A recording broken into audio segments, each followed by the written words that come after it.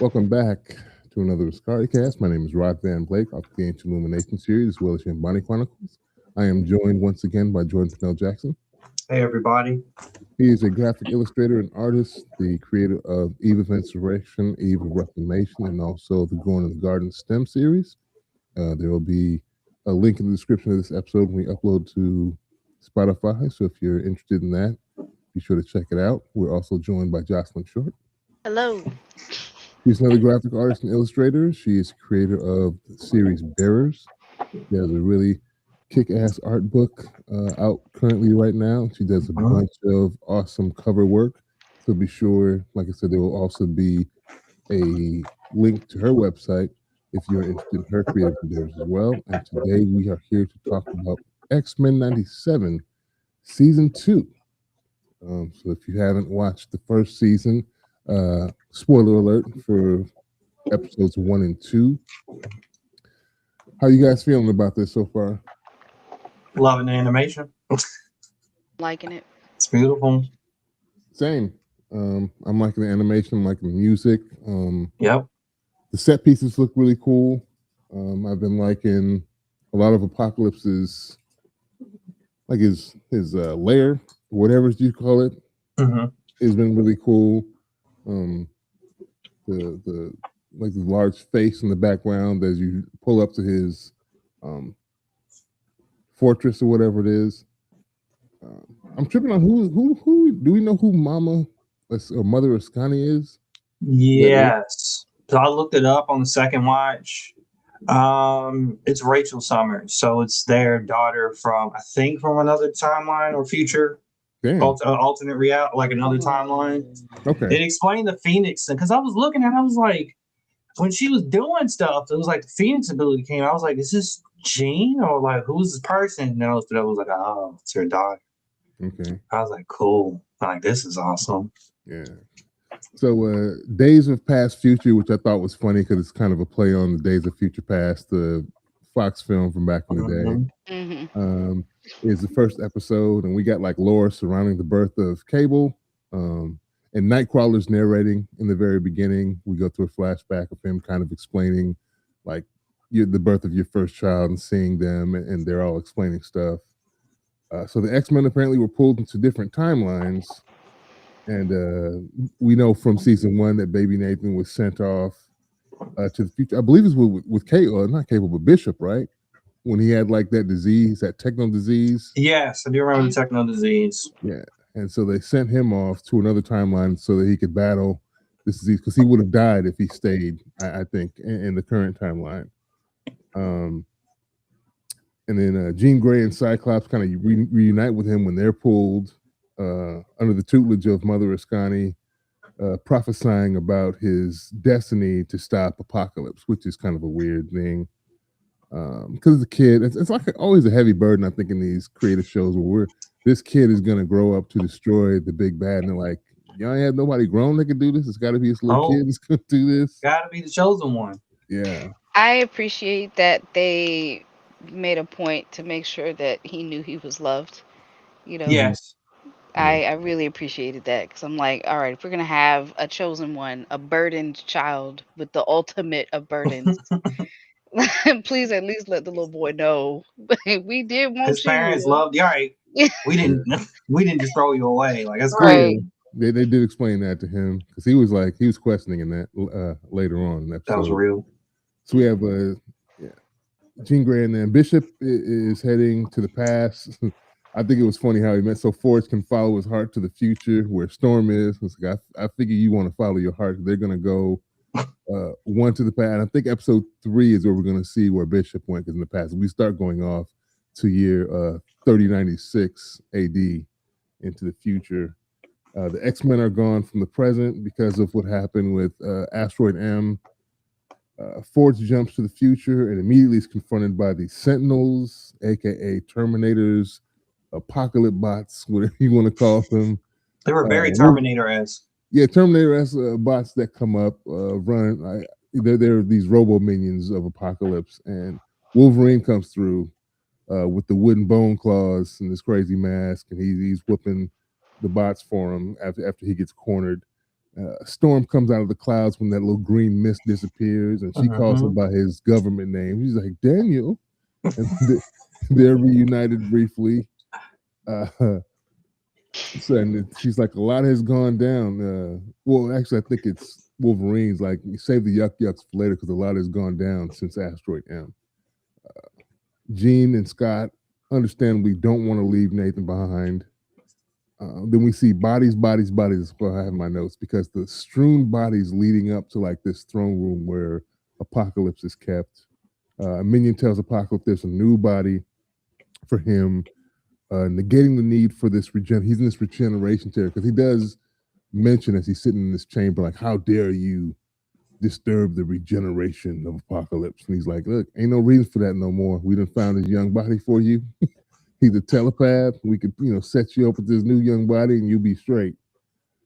And then we get a scene where Jean is training Nathan to use his telepathic powers to kind of control the technovirus. And Scott is there as well, kind of coaching him along.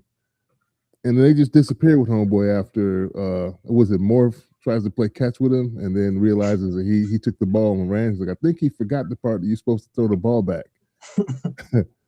And Forge and Jean, not Jean, but Storm are like, they wouldn't. They didn't. Of course they did. They run off with Nathan. And it's funny that they're speaking telepathically to each other, not realizing that little Nathan can hear. He's like, hey, I can hear what y'all talking about. Like, y'all talking that made me about laugh. standing right here. And then, of course, the horsemen from Apocalypse's Four Horsemen catch him.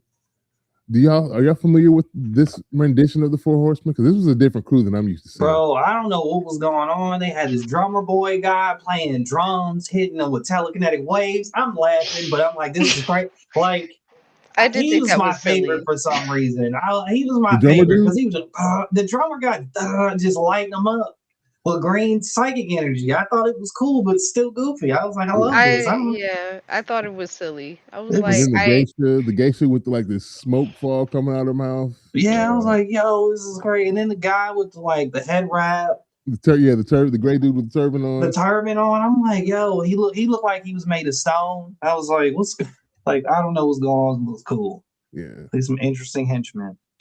yeah. So they get hemmed up, and then they're having this to plan to try and get them back. And Mother Askari tells Storm, because they come up with this little escape plan, like how are we gonna go in there and get them?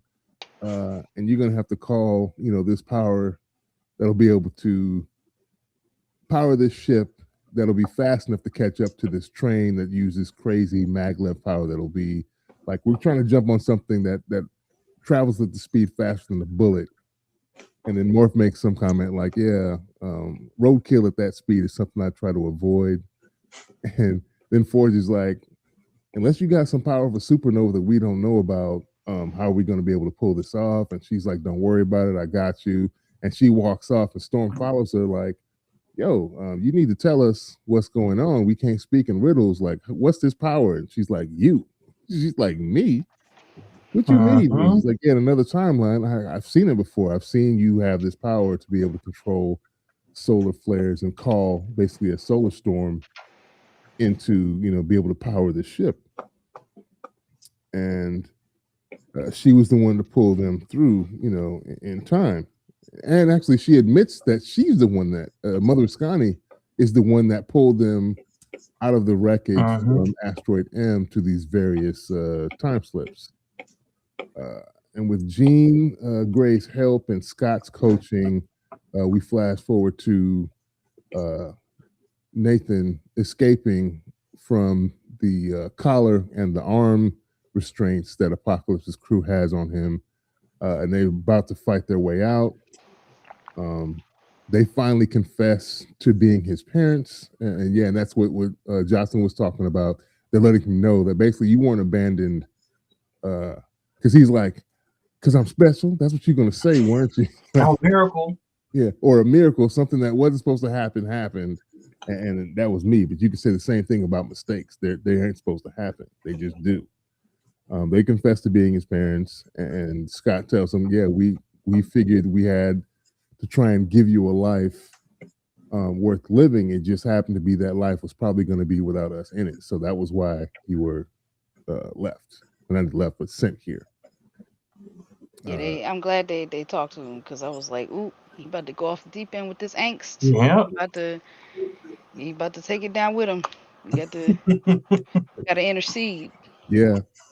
And this wasn't done at the beginning of the episode, but similar to the beginning of season 1, we find Storm once again aura farming, as she called. It was a really cool scene when she goes up there and calls the solar flares to form the solar storm to power ship. I think it's hilarious too that they just called it ship. I'm not familiar with Apocalypse and this ship previously, but Wolverine makes it seem like that's the names of it. It wasn't like a grandiose name. He's like, that ship. It didn't have a name. Okay, it's just ship. And the X-Men form up and they commence to whooping the Horsemen as Jean Grey, Cyclops, and Nathan are about to make their escape. Apocalypse then just bounces to the 90s, I guess, to preempt them. He's like, I'm out. He's like, we must Go back flee. to the 90s. Yeah, he's like, we have to go back to the 90s. So basically, because they're not going to give up, and no matter what timeline. But it makes sense. Like, if I can go kill them before they are able to hatch this plan, then it makes sense that this will just then continue the way we were supposed to plan it. And he leaves. And it's also funny because the X-Men were planning to escape and get Nathan back, not to go out. And then Mother Askari just says, no, we're going to keep pushing forward and just bust through this barricade and go into the place, the cradle of his power, and settle this. They do that. I don't know what happened to the Horsemen because they didn't leave with Apocalypse. He seemed to have just bounced, teleported by himself up into the ether. And then we're left with them walking into this thing. And Nathan, at that moment, to me, kind of becomes Cable. Yeah. Because he walks up the stairs, I don't know, this ancient computer thing awakens and then greets him. And this little half halo of metal pops up and he puts his already mechanical arm into it. And then he becomes like Cable because of that whole metal arm. I guess it grows because it's skinny there. But then when they have the flash forwards later, it's all, he's got a big ass swole up arm, true to his size, I guess. So as a kid, it's a small, slender arm. It grows into his adult size, so that metallic arm grows with him. And the computer tells him basically, you got to send your parents on. They can't stay. So yeah, they flash forward to OG Cable, Psylocke, and Archangel about to recruit Jubilee. That's the end of the first episode. I think it's cool that they do mention this later, but Archangel is post his bout with being one of the Horsemen for Apocalypse because he's still got the mechanical. He's not the blonde-haired. Yeah, he's not Angel That he was before. He's now Archangel, but now he's been freed. Where it's explained later by Rogue freed him of his forced loyalty. So how do you feel about the first episode overall? I liked it. I liked it. I liked it. I liked it. I liked that I liked how they set Nathan up, how they were establishing him. I like that at the end of the first episode, it seems like they're setting up Jubilee, setting her up to show something off, which I like that. I like the moment we got with Storm, Okay. Like I appreciate because that's what we had in the first episode in the That's what first I'm saying. season. Yeah. So I'm glad that they did a callback to like the sands and now the sun. So good. I'm happy. You're like I like it. magnifique. Splendiferous. I'm kind of on the same wave. Like, there was a lot of like just like really cool moments within the episode, just from a like fight scene perspective. So like for me, it was the idea of like when they initially, Nathan and Scott are getting jumped. Yeah. by the Four Horsemen, and like Jean creates force field, but Scott, like, I can't remember if he like jumps off, like he kind of moves through it. I think he shoots through it. He shoots through it and then comes out of it, and then he's thrown against it. So Yeah. like it became a barrier again, and then she absorbs him. It was like really cool, subtle details like that. Yeah. This show makes Scott Summers so cool. I'm like, I see why y'all like him for, So that he's always cool to see. I think the overall structure of the episode where we're kind of introducing, where like, for instance, I'm not the biggest X-Men comic reader, so like to get like to like I forgot, like I didn't know that Nathan becomes Cable, so like from somebody on the outside looking in, it's like, oh, that's really cool that like I know Cable is, so I didn't know his name, so like his actual name, so it was like the cool to see him kind of grow into the character. Grow into the character that we kind of know or we're aware of. And on top of that, I like how that moment where we get that edit between young Nathan and then his older self as he's getting in your arm. That was really cool. The scene with Storm was amazing. It was just like them using her like just that overall animation of like them charging up the ship. Yeah. Them hijacking that train, and then like Rachel or Mother Askari using the train as like a battering ram to get through Apocalypse's fortress was just well animated and awesome. And just overall, I really like the visual style and aesthetic of that world as a future. So like overall, this is very beautiful. And I also really like the relationship between Scott, Jean, and Nathan. Like they seem like good parents. Like they clearly felt like some guilt, but they wanted, like, I love that they were reminding him that, hey, we love you. And I think that was like really awesome. And so like we had really good dad bonding moments. And then like we have like he's getting nurtured. He's kind of getting these bonding moments, and he's getting the nurturing that he needs from both his parents to like evolve, to stop this villain, or like at least to become who he's supposed to become. So he's supposed to grow. So I thought that was really awesome. And then How do you feel about him knowing? I think this show made me a fan of Forge. So like growing up, my dad didn't tell me this, but like he said one recently, like probably a year or two ago, he was like, one of my favorite characters is Forge. And I was like, this makes a lot of sense. Because my dad's a builder, and then like me being the artist who creates things from nothing, I really like Forge. I'm like, I want to cosplay as Forge now. Okay. So it was a good episode. So overall, really excited about the season. And so this is a good re-entry into the series. So I'm like, I was very excited for episode 2. What's going to happen next? How did y'all feel about Nathan knowing on some level? Like he's like, I remember. Like, how do you remember as an infant? Like, you knew what was going on and got sent off as a baby. He's like, I remember. It kind of makes sense just because and like I don't even know if you could call it a reach. I don't necessarily think it's a reach just because his parents are psychic and he's psychic. So when they told him that, when, like, I remember they sat Cable down. I remember they were at a diner and they had that conversation or something like that. And I guess, timey-wimey stuff. Yeah, the memories travel through time. Yeah. Back and forward. Oh yeah, it's like I remember. Yeah. So I think that was what was happening. Yeah, that was a cool little moment. And then we can go to episode 2, A Force to Be Reckoned With. We have a flashback. It's kind of cruel. A flashback. It begins with Sunspot, and he remembering basically when his mom turned him in and got a collar slapped on his neck.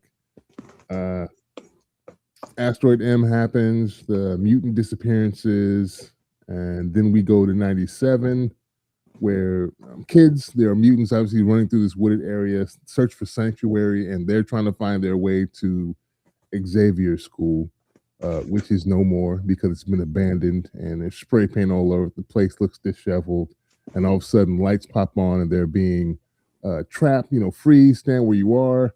and this other X group, X Factor, which are a government-sanctioned mutant groups who apparently are going around and rounding up other mutants in the name of law and order. I guess I don't know. They kind of piss me off automatically. I'm like, these old knockoff X-Men Yeah. call themselves X Factor, and of course we're the good guys. I'm like, you are definitely not the good guys. Then if you have to announce that, Sounds like yeah, ice. Yeah, I yeah, kind of need more context because I'm like, they had a like, I think when I was a kid, my dad had an X Factor comic, I did too. I and had I some. never opened it. But Yeah, I'm like, wait a second, y'all work for the man? Seriously? I'm like, I want to know if that's because it seems like every superhero, I guess, universe feels like they have their own like Task Force X, mhm, X Factor. You have these groups of mutants that work for the government. yeah. So I'm like, how did this happen? Like, I'm like, what are their powers? I only knew Polaris because of that live action. Um, was it? It was a live action X-Men series. It's escaping me for the longest. It was on Fox for a little bit, but they Okay. had Polaris on there. Like they had Polaris, Eric's Eric's daughter, Magneto's daughter.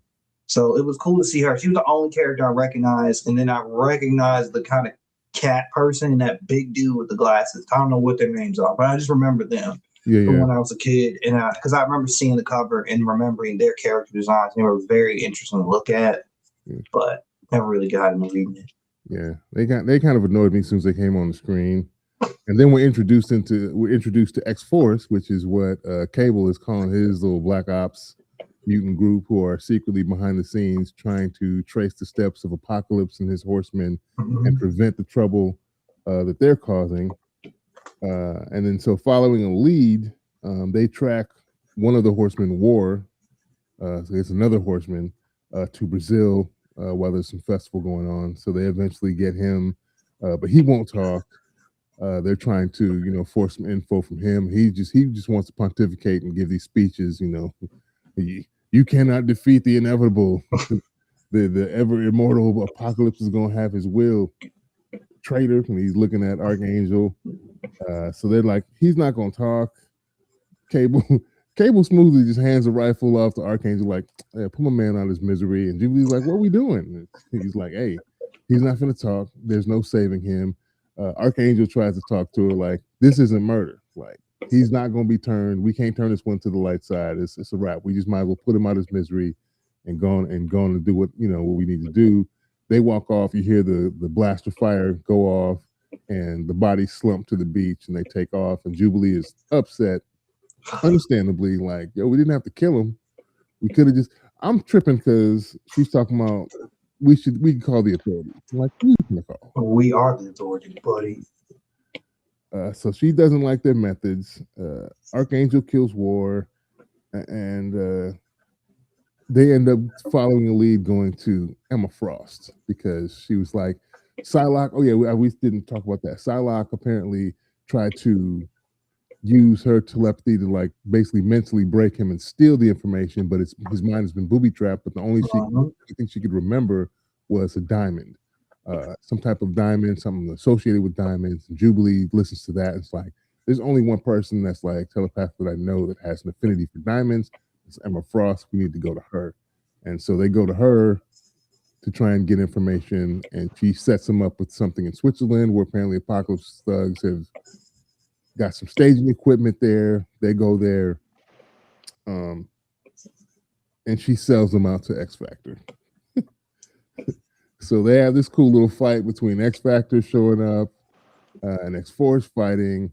They barely kind of escape, but Jubilee is caught up. I don't understand how. My question in my notes is: does Jubilee not know exactly who Cable is? Because she doesn't mention his lineage. And then it's also referred to later that basically Sunspot and Jubilee have both trained under Cable.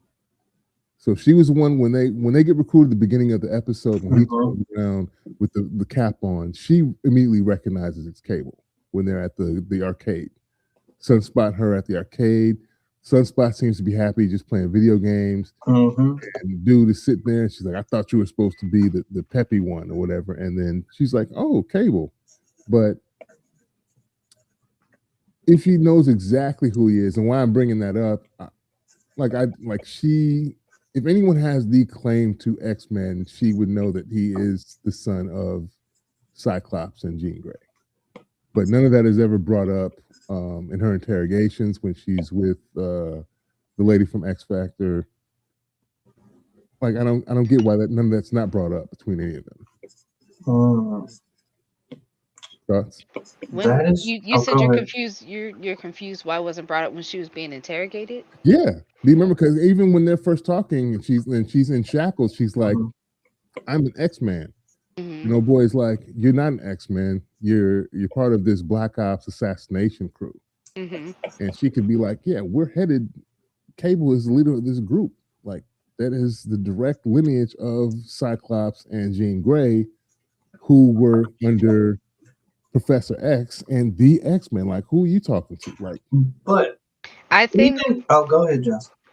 I was gonna say I think they both knew who Cable was. okay. I think both of them knew exactly who Cable was. I think why she was being withholding was, I think the other group's motives weren't entirely clear yet. Like like right now they're ops. And so she's like, I don't necessarily want to fully reveal whatever we have going on to you because I don't know, like I don't know what time you're on. So, but I don't think it was a lack of like knowing who Cable was. I think it was like that whole interaction was like a temperature check. Like, where are both of you? Like, what time are either of you on right now? I think to add on to that, I think even from like if you think about like the fact that like the X-Men are technically gone, I don't think X Factor they really care. They would really care about. Be like, yeah, this is who this is. I don't think that they really care about that because they're gone. X-Men's gone now. They are, I guess, technically, I guess the X Factor, they are kind of the authority or the ones in charge. Yeah. Well, she gets clapped up. I think it's funny. They're flying off, and Sunspot wants to go back and rescue Jubilee, and Cable is like, "Nah, she good. She can handle it. I trained her. Matter of fact, I trained both y'all. She can handle it." And Sunspot's like, "Just because you think she can handle it doesn't mean handle it alone doesn't mean she should have to." Yeah. And then we see that they have a whole bunch of kids holed up that X Factor has been just collecting. And then I guess Polaris, after their little interrogation, has a change of heart. She frees Jubilee and is like, I can give you 5 minutes. What you do with that 5 minutes is your own. And then Jubilee gets this little hallway scene, which is really cool. Mm-hmm. But the clothesline from nowhere. Yeah. Oh, we got her. I was like, yo. Crying laughing when she thought she was so smooth, and my boy was in like slow mo, had the arm cocked back. I was like, oh, she's finna get clothesline right here. It's happening. And she does. He had the little mutant girl with the shot collar on with the big bug red eyes, kind of peeping it out in the corner. Yeah, that had me rolling. So they end up escaping, obviously, with the mutant kids in tow. She calls them on the radio. It's cool. I'm here. Meet me on the south flight deck. I got lots of cargo. And Cable's like, what cargo? We ain't got time for cargo. And letting them know that the kids are all being escaped. They're going to escape with them. They have a cool little fight scene out on the flight deck where they show up. They round up the kids. And just as Jubilee is about to escape with one of the parachutes, one of the little X Factor ice officers shoots the backpack out of her hand. And it's like, it don't got to go down like this. And I think she knew that Sunspot was going to get her. So she jumped off the ledge and catches Jubilee as she lets off some fireworks in the air to cover her escape. And then they get on the plane with the rest of the crew. And they're letting Cable know, like, yo, where we're about to go is no place for kids. And then you see him like, kids are tougher than we think. And he has a little flashback to him stepping up because he's basically letting the viewers know I've been doing this since I was a kid, basically. So kids are tougher than you know. And then we see the exact moment where Nate has to send his folks away. Jean Grey gets to turn around and say, oh, actually, it's not Jean Grey. It's Cyclops says, I love you, son. And they turn these like little blue ghosts and they fly off back to their timelines. I assume that's where they're going. And then we're going to get episode 3, where I assume we're going to get to see where Bishop landed for his time jump, because we don't see where. I think he went in first, didn't he? Before Force did. I know they went separately. Yeah, they went separately. I just remember like they were talking about it, time and stuff. The conversation about time a little bit. I can't remember who went in. Yeah, I just know they went in separately. They both had cups. We don't see where Bishop lands. Yeah. We know it's going to be in the past at some point. Yeah. So yeah, dope episode. I still am in love with the. I guess some would call it the nostalgia bait because of the aesthetic of the cartoons, made to look like it's still in the 90s, even though we're in 2026. And the music obviously is 90s tailored. The fight scenes have been really cool. I do like most of the characters that I've seen. Like this new, I'm not familiar with them, but like I said, the new 4 Horsemen of Apocalypse that we see in 3096 are different from the ones that I've used to seeing before. I'm not even that familiar with War. Are you? Are you guys? No. No. I was like, "Who's this green guy with a bowl haircut?" That was with a bowl. He got the mole. Got the bowl haircut, man. Student's haircut, and even I think Cable calls him bowl cut. It's like you and bowl cut did business together. I think it's funny that they had like these military dossier attaché folders for everybody that Cable's still carrying around, even though we're in like the in the future or wherever they are. He's still got these like manila folders that he's handing around to follow Apocalypse and everybody. They did have some stuff digitized. Seemed like when he picked them up, they were like these digitized, almost like trading cards with Apocalypse on them, different forms. He's like, no matter what time I find this fool in, and I think I put him in the dirt, he still pops up in another timeline. So he's going through time, following Apocalypse, trying to fight him and his minions, which is interesting. You got a thought, Jocelyn? No, it's an irrelevant tangent. We could talk about it later. We can go ahead and talk about it now. No, we'll talk about it later. Okay. So when I was watching X-Men 97 and the War, like I guess when he was on screen there was like a dialogue that said the guy with the bowl cut who you do business with.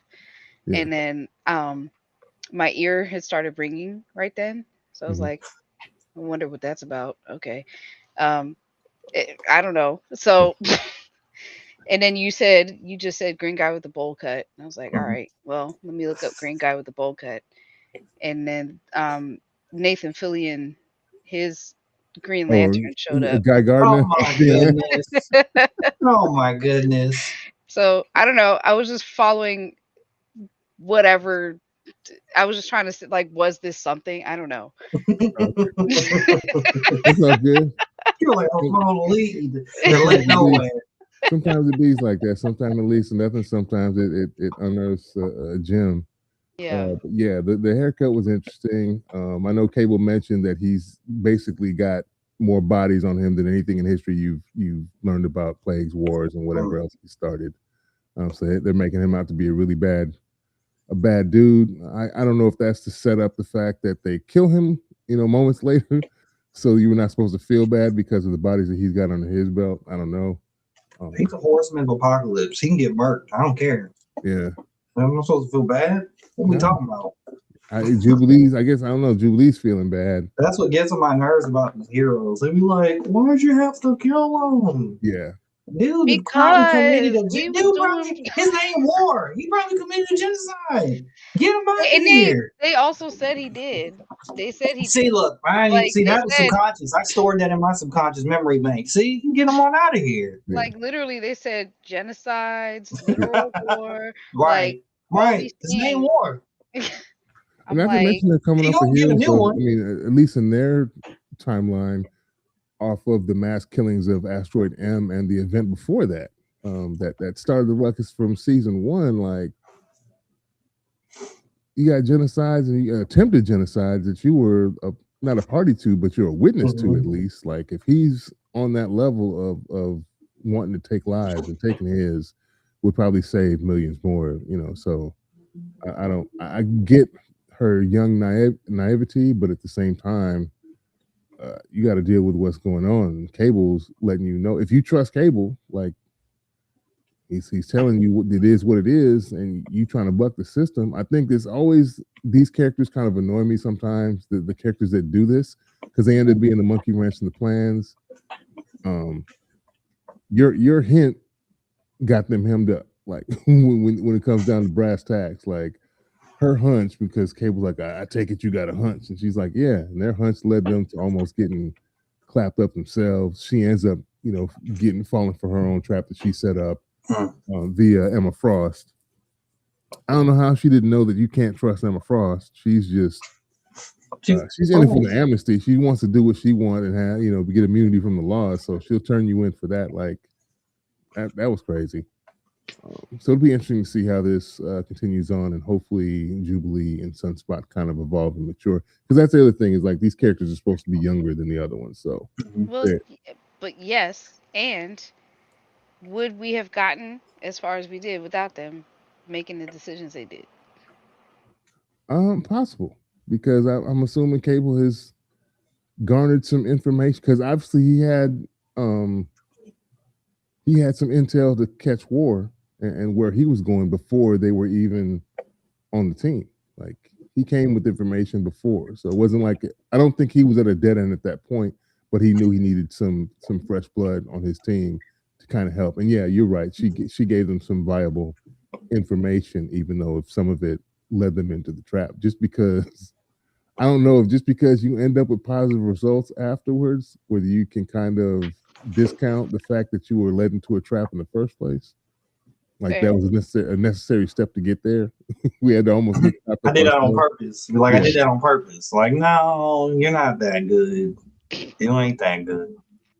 You know what's interesting though? Like, I like that her methods are representative of like her powers. Okay. Like, like she's literally a firecracker. She's gonna go and blow it up.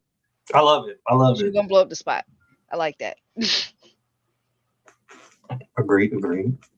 Like, I feel like that's good writing, you know, like going off of, like, it's not just the fact that that's her power, but it's just kind of who she is. Like, she has strategy and skill, but also she's not worried about, like, if she's gonna blow up the spot or not. She's like, well, this is my plan. I'm going to blow up the spot. Yeah. I don't care if it's not gonna work. I'm gonna blow the spot up. Okay. All right. Okay. I'm here for it. Let's blow it up. I understand what you're saying, Rod. You're like, we didn't have to do all that though. I can appreciate that. I think it's cool that it was written that way because of who Jubilee is. You know what kind of messed me up though was Morph. Kind of off topic, when he turned into Thor. Yes. Yeah. I was waiting for. I mean, at this point, he's just our cameo comedian. He's Kirby. Oh my God, he's Kirby. Thank you. I love the call. Thank you for that. He is Kirby, and I love it. I'd be like he turned into Hulk once. Did he turn into Hulk once? It was great.